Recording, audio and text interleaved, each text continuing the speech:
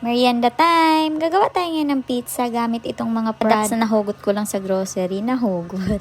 Parang kinuha lang. Ayan, gagawa tayo ngayon mga inay ng merienda. Samahan niyo ako hanggang dulo ng video I-prepare muna natin yung mga kailangan natin. Yung pizza dough dito na gagamitin natin is binili ko lang din sa hypermarket. Titingnan ko rin kung kaya ko siyang gawin sa next ko na video. Lakas ng loob, akala mo talaga marunong. Hiniwa ko muna pala yung ham, tapos lulutuin natin siya. Kasi last time gumawa ako ng pizza, hindi ko niluto yung ham. Ang nangyari, sunog na yung bread, yung ham paluto pa lang.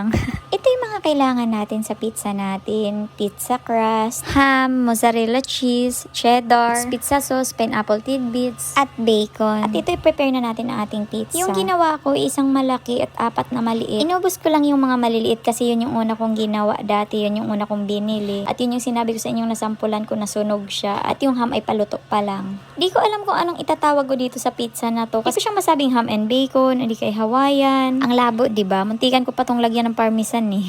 Di ko rin masabing overload kasi wala naman siyang meat. Sabi nila dito, basta masarap, okay na yun. May stock talaga kami parating pizza crust dito sa bahay. Kasi bigla-bigla tong anak namin ang hihingi ng pizza. Pero ang kinakain lang niya is yung dulo. Hindi naman niya kinakain yung toppings. Pero, pag bibigyan mo siya ng tinapay lang, ayaw rin niya. Pag sinabi niyang pizza, ang ibig sabihin niya yung dulo lang ng pizza na walang laman. So, kaysa umorder, pag nangihingi siya, ang ginawa namin, mag-stock na lang. Ilagay na natin lahat ng toppings ng pizza na. Ngayon, i-oven na natin siya. Pinihit ko na yung oven na to. Sa mozzarella cheese pala mga mamshi, ang gamit ko ay yung cheese boy at Emborg. Pero yung cheese boy kasi is mura siya. Mozzarella and cheddar na siya. Yung sa Emborg naman is maganda talaga siyang klaseng mozzarella. Nilagay ko na siya sa preheated oven. Dahil hindi pa nga ako expert sa oven, so madalas ko siyang tinitingnan. Kahit nakalagay doon is 10 minutes to 15 minutes lang yung pag-bake nito. Mas okay na yung sigurado, char.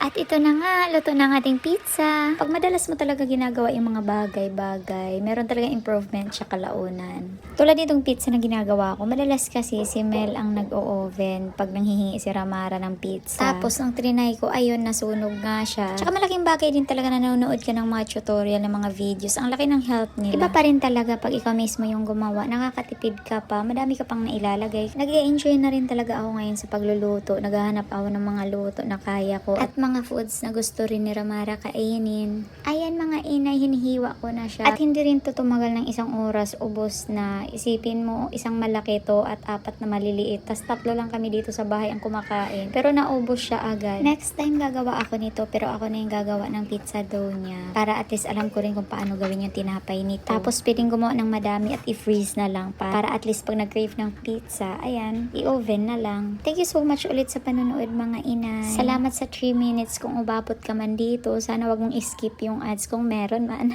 Thank you ulit. Huwag kayong magsawa manood. Bye-bye!